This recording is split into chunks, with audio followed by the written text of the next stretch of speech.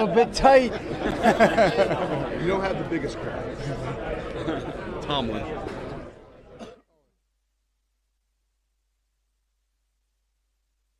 I'm not biting on that. Hey, well, congratulations on the new contract. Thank you, Jameson. Appreciate it. Yeah. I mean, what is it for you? What does it mean, having, again, a new contract, being around here through 2028 or wherever that is? It means God is amazing, and the Ravens organization is amazing. Yeah.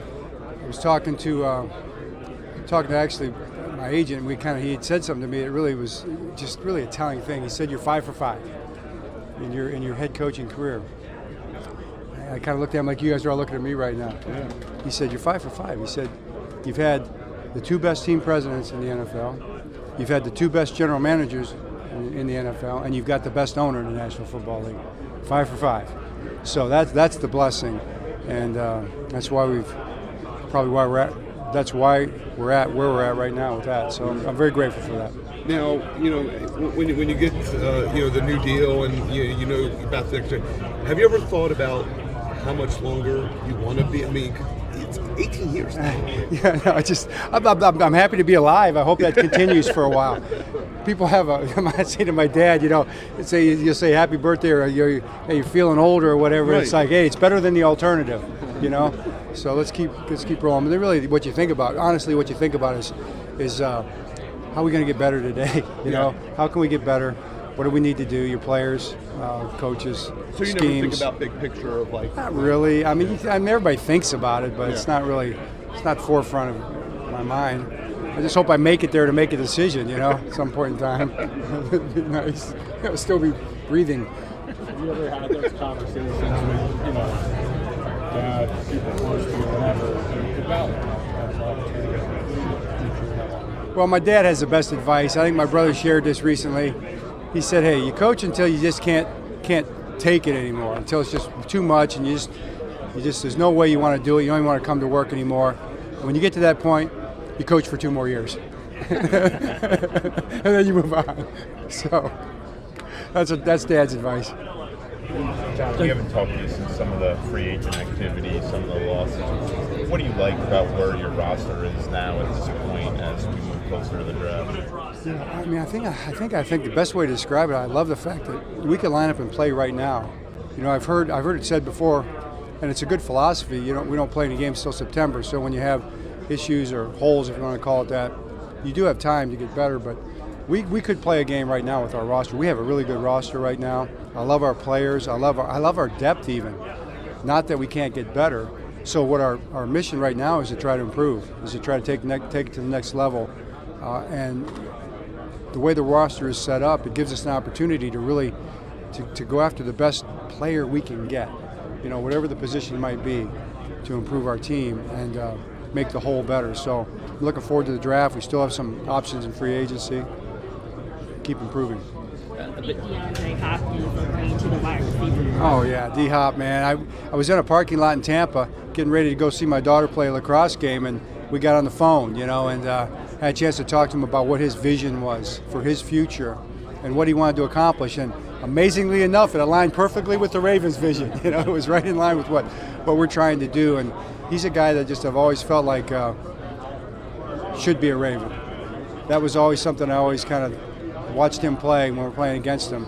Felt the same way about Derrick Henry, and Lamar when we saw him in College State. But to see him now with us in our building, working out already with the guys, it's pretty cool. O-line, you got your big keep Ronnie Stanley. Just what's the view of the O-line at this point? Well, I feel good about the O-line right now today. I think, like I said, we could play with 5 starters. We have competition even there, but we can use a couple more guys too, and we'll be looking to bolster the depth, but also bolster the competition in the O-line. But bringing Ronnie back was a huge part of that. We couldn't say that if Ronnie wasn't coming back. If Ronnie had decided to go elsewhere, we would have had to have addressed that in a big way. And I expect Ronnie to even continue to ascend, not just back to where he was pre-injury, but past that now, and I just love his mindset, his maturity, his work ethic, his determination to be a legacy-type player. I think that's really what he wants to accomplish right now, and that's really important for our team. John, your commitment to the run game has been renowned for many years. With so many teams last year really recommitted, obviously yourself and so many around the league. I'm wondering why you think that pendulum swung back to that position in the run game late. Yeah, it has swung back.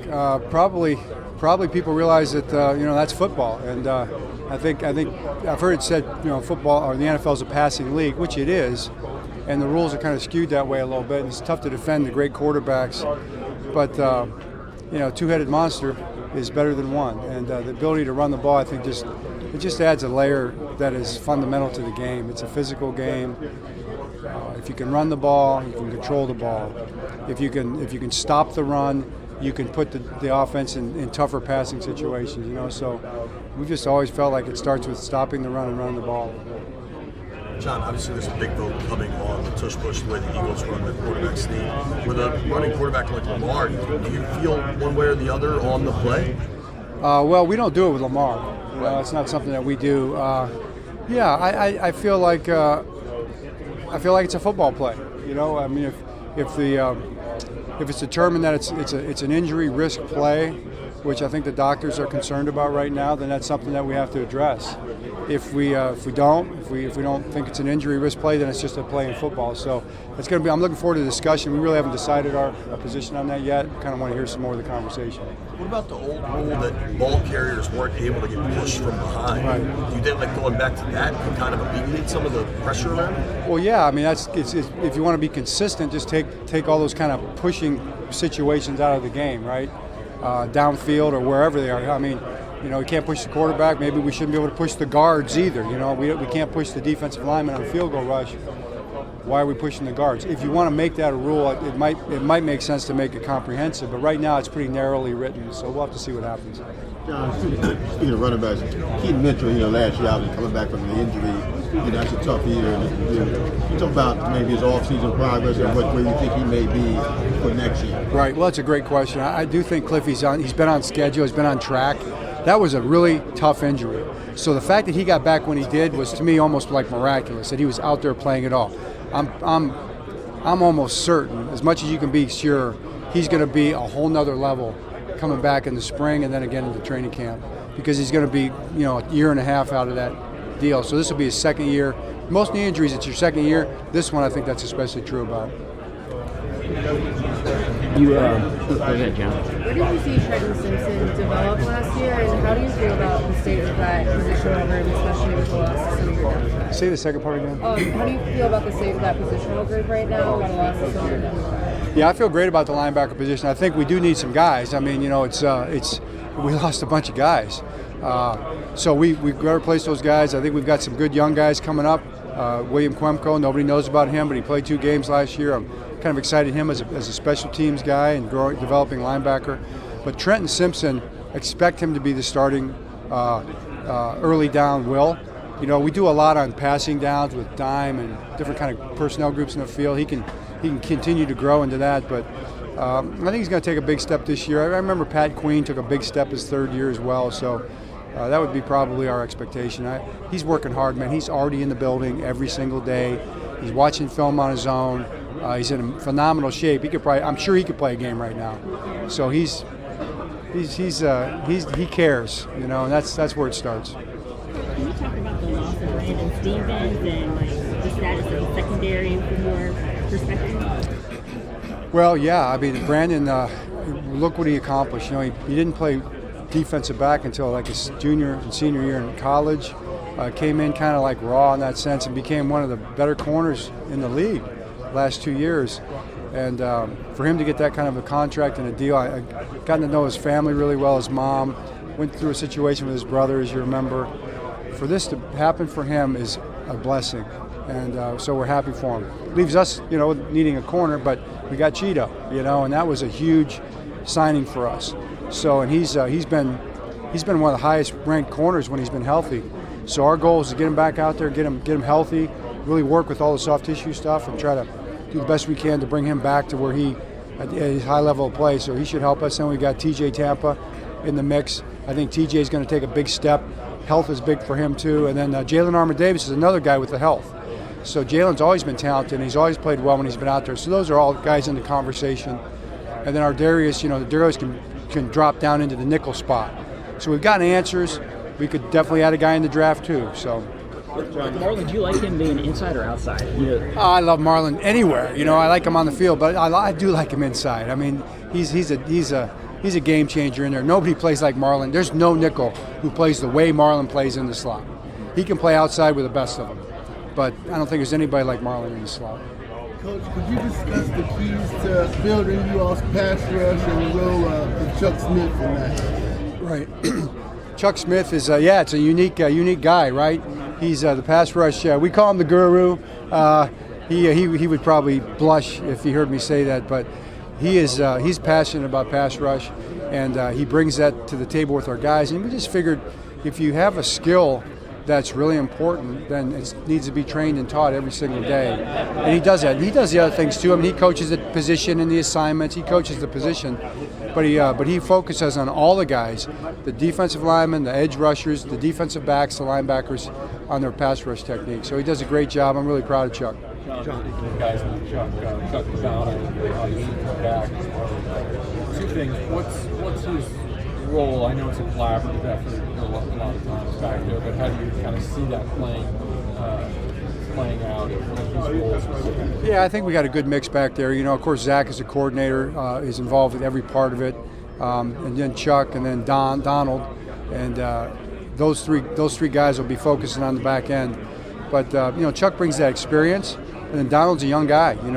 He's been in the league 3 years now. He's really proven himself as one of the up and coming coaches, I think, in this league. So it was just a good chemistry between these two guys. I felt like Chuck bringing the experience and the style. You guys know Chuck, and he's got a great way with those guys. He's unique. He's been there and done all that. He's seen about everything you can see in football. And so I think that experience is going to be really good for us. And I think they're going to like his style. I think Donald's like cutting edge right now. And what they've done in Kansas City with Steve Spagnuolo, we have ties to Steve. As you know, our systems are very similar.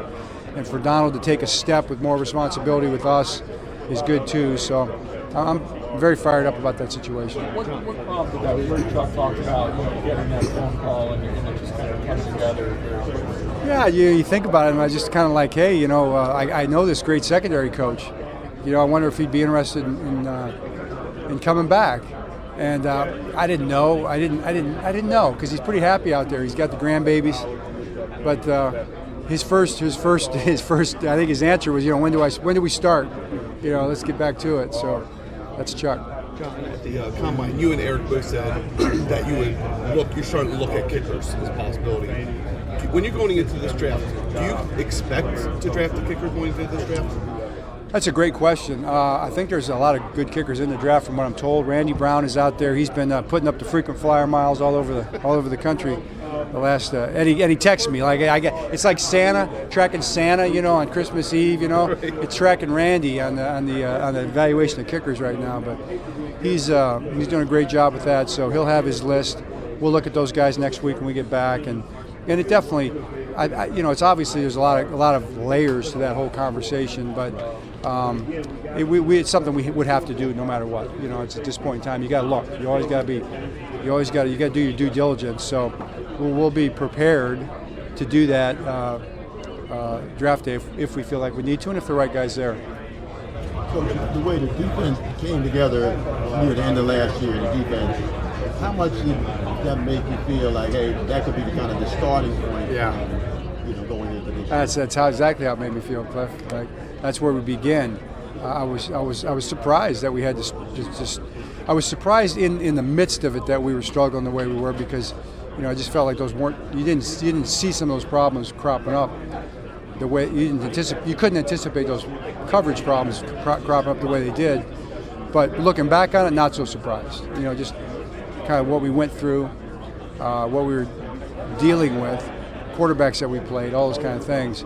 But the fact that we were able to get it turned around collaboratively, we got together, we worked on it and got it fixed in a real big way. I was really proud of that. We talked a little earlier about the versatility in the secondary.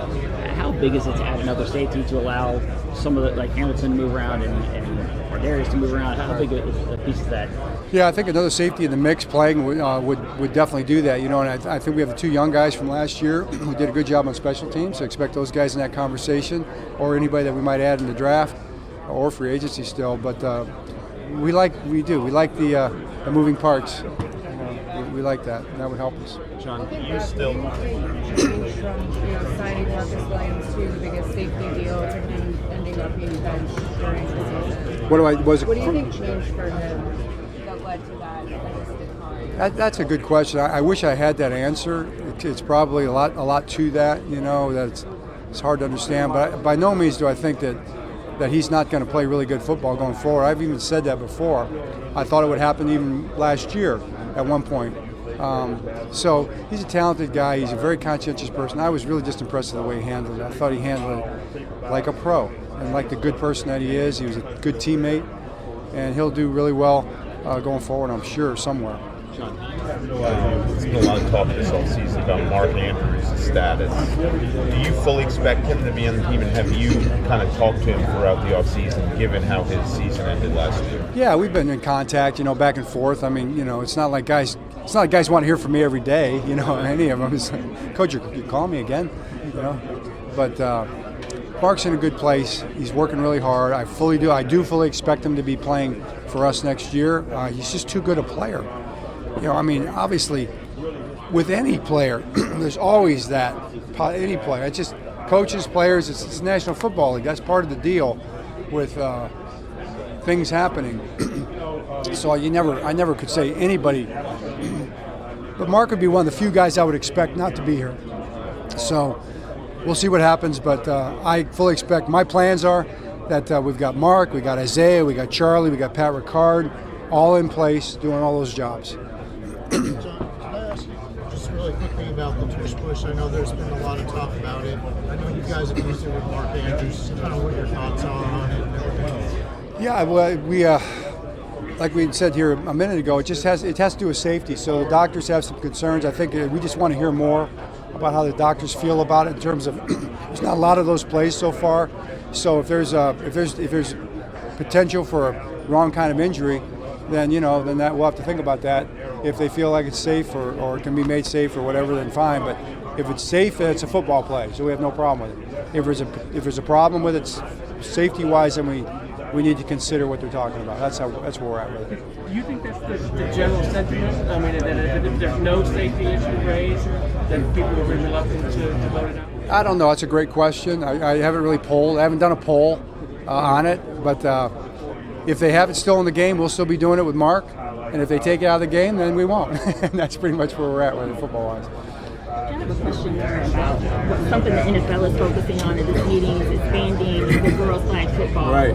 And the Ravens have helped spearhead that in Maryland. Just what are your thoughts on the importance of that initiative, especially given the landscape and opportunity in women's sports right now? Hugely important. Big fan of the flag football initiative, men and women. And probably because I have a daughter and a wife who both tell me that they just disappointed they didn't get a chance to play. I think Allison would have been a heck of a lefty quarterback, and Ingrid would have been a heck of a quarterback or a wide receiver or wingback or something. She's a pit bull. She might have been a corner out there, playing man coverage. So that's the sentiment I hear from both of them and from their, Allison's friends. Is like, man, I wish they'd have had that when I was coming up. I would have loved to have played. So, yeah, that's just a great opportunity. It's a great game. Flag football's fun, man. And did you play it in gym class coming up, right?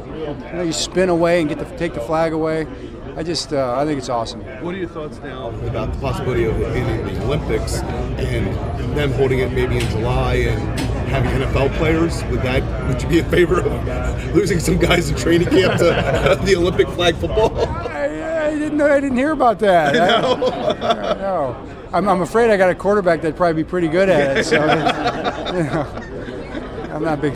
No, I'm not that excited about that, in all honesty. I mean, I do. I'm a big American. I believe in America. And I want gold medals, but there's a limit. There's a limit. That's right.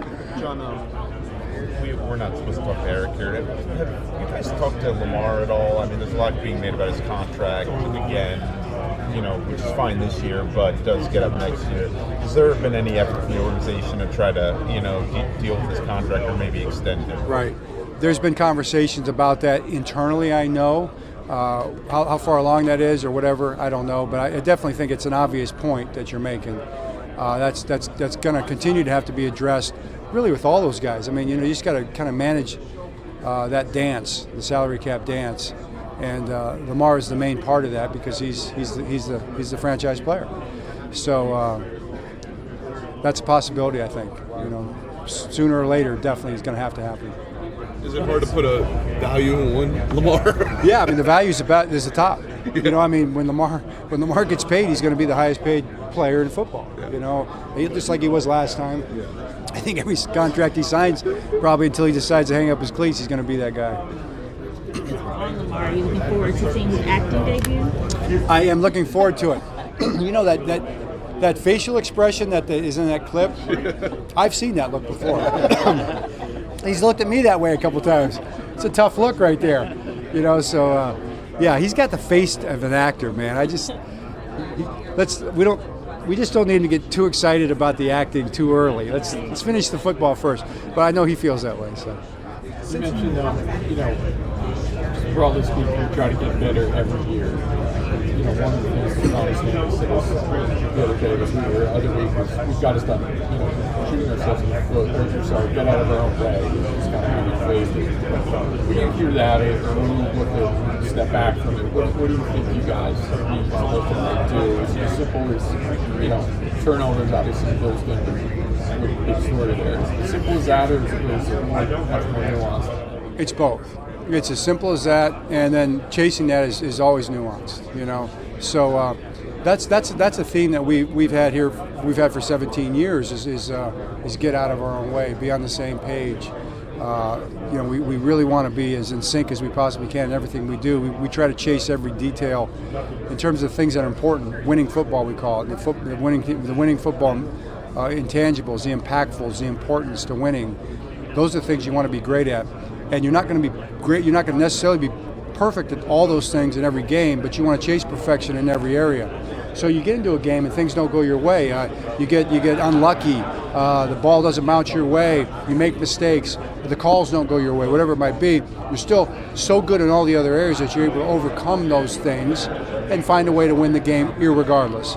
We've been able to do that a lot because we've won a lot of games, and every one of these games is really important and impactful. In the playoffs, we haven't been able to put it together for 3 or 4 games to win the Super Bowl championship, and that's the hard thing. That's why only one team does it. So we understand that. That's the way it's set up. But we want to be that team, and we're good enough to do it. So we want to find a way to do it. So the challenge there is the not simple part of it is setting everything up in a way that makes those things that we're intentional about those things every single day, so when those moments happen, in the biggest moments, it's something that we've been doing all along, and it's normal for us. And then we have the best chance to have it go our way in those games. And that's what we're really talking about right now as a coaching staff, is the best way to intentionalize all those things so that, in those big moments that we can follow through and get to the end. John, I know you say you've been talking to a lot of players and everything, and you said you talked to Justin at the around the combine. Have you talked to Justin lately, and where's kind of his mind right now? Right, I haven't talked to him for a few weeks. I do need to give him a call because he's on my list, on my rotation, but I haven't tried to make it anything more than the normal conversations we would have. It's just there's nothing else I can talk to him about besides we've had that one conversation about it, so it's just kind of in that mode right now. We saw the news about Michael Pierce's retirement. I know you have some depth there, but does that at all change how you guys are approaching this offseason and the draft? Well, yeah, because we got to make sure we've got a good, solid defensive line. So the good news is the draft is really deep there, and there's also some options. We can bring some guys back. I like our guys too that we can bring back. I'm very confident we're going to have a good front, but happy for Mike. What a great career. I mean, look where he came from, what he accomplished in football. One of the best, one of the best people, the best guys that you'll ever be around. Just love that guy. And when he got that interception, man, I mean, it was just the best. What a way to go out. I wanted to ask about Matt Weiss, just the allegations against him right now. How do those jive with the person that you knew, that you employed for so many years? Yeah, just really shocking, surprising. Didn't see that one coming. Found out about it at the same time everybody else did. Don't know what to make of it. Just feel really bad for the people involved that were affected by it, especially his family and the people that were the victims of that. Love Melissa and the kids. Yeah, it's really just a disturbing situation. Since you came into the league, mock drafts have gotten a lot more popular. I'm wondering if you and Aaron find them valuable tools to prepare for the draft, or if it's just like people now have a lot more opinions about who you guys should pick.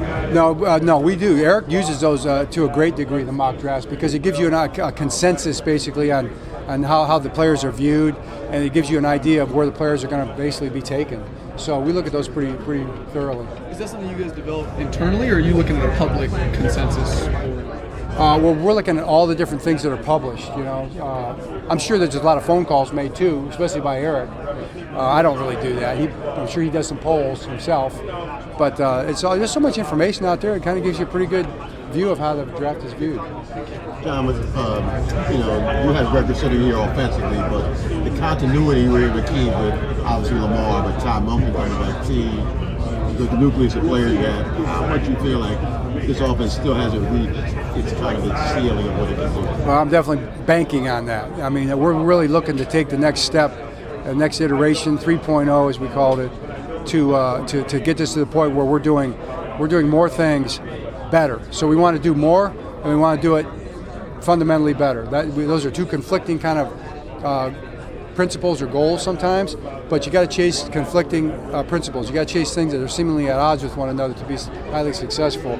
So we're trying to figure out ways to do that with the system and the way we're building the system, and I'm kind of excited about where we're going with it. I'm very excited, and the continuity is a big part of that. Along with it, how does Lamar just keep growing? It seems like every year he just keeps leveling up. Yeah, I mean, well, he's supposed to. He works hard, and he's got a growth mindset, and he wants to be better. And that's the thing. That's what I love about Lamar Jackson. He just wants to improve all the time. He's never satisfied. And he talks about winning the Super Bowl, and when he wins the Super Bowl, not if, but when he wins the Super Bowl, he's still not going to be satisfied. He's going to want to get another one, and that's just the way he's built. Built that way. He's going to improve as he plays, but how much of that is coming from T. Martin? What specific things has he improved in Lamar's game? Yeah, well, T's day-to-day with Lamar. T is a great coach, and he's a great person, and they have a great relationship. And T has coached quarterback. He's coordinated offenses. He's played quarterback at a high level. All those things I think really factor in. But he's also really just highly organized. I mean, he's got a great system for teaching the quarterback. So I think he does a great job, and it's a big part of it. When it comes to re-signing Ben Cleveland, is that a depth move? Can you provide a little bit more insight into that decision? Yeah, re-signing Ben Cleveland I think was just a good, smart football move for us. He's done everything we've asked him to do. Like when he comes into games, he plays solid football. He's versatile. He can play both guard spots. He can play center, and you can even put him out there at tackle, and he hangs in there. Which he's not built to be a tackle, but he hangs in there. He goes in as the extra lineman sometimes at tight end and blocks. So, that's that. And he wanted to be here. He wanted to be with the Ravens. He appreciates his role. He's on field goal protection. He's probably the best field goal protection guy in the league. I mean, nobody talks about it, but he's great at that. So he's a good guy. As far as the situation he had, that's to be determined what the punishment will be for that, and he understands that. We understand that as well. But that was a good, solid football move for our team. John, being the second longest tenured coach in the league now, still, I know. I mean, what's it take to continue to have the passion, the excitement, for this type of job? Yeah. Well, I mean, how could you not? Like, I just think we have the greatest job ever, and you guys love what you do. Like, you're here, you're having fun, right? It's a great environment. I just love it. I love every part of this job, even the things that are hard, even the disappointing moments. We all the great moments we had this year, and we had disappointing moments too, especially the one at the end. But I felt disappointed, but I didn't feel bad because I was proud of our team. I was proud of the way they fought. I was proud of the what they accomplished and what they achieved, and I felt connected to the guys, And I think as long as you feel that connection with the guys, and I also feel like there's a lot more to do. Like I feel like I have a lot more to prove. Our team has a lot more to prove, and I feel like I have a lot of good ideas in our Our group has a lot of good ideas. We're still growing big time. I just feel like there's no stopping us, and can't wait to try this stuff out next year. So as long as I feel that way, I think, I'm going to keep coaching.